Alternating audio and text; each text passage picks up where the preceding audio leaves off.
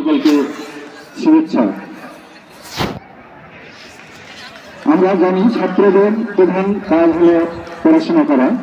একসময় ছিল ছাত্র নেই অর্থহীন তাপস, মানে তপস্যা পড়াশোনা করাই হলো ছাত্রদের মেন কাজ, কিন্তু পরবর্তীতে এটার সংজ্ঞা পাল্টেছে।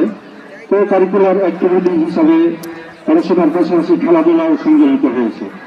আমাদের ছেলেদেরকে পড়াশোনার মনোযোগী করা বা অন্যান্য নেশা মাদকাসক্তি থেকে দূরে রাখার জন্য খেলাধুলায় আসক্ত করতে পারলে আমরা ফলপ্রসূ হব ইনশাল্লাহ।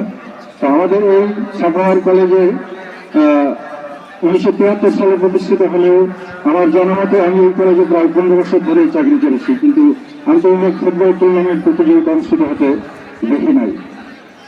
এই কারণে আমি গর্ববোধ করি যে আমি আসার পর কলেজের বিভিন্ন প্রোগ্রাম কর্মসূচি নিয়মিত অনুষ্ঠিত হতে যাবে এই বলে আমি আশ্বাস দিচ্ছি। এবং এই বছরে প্রথম কলেজের ইতিহাসে প্রথম আন্তর্জাতিক ফুটবল টুর্নামেন্ট 2025 এর উদ্বোধনী ঘোষণা করছি।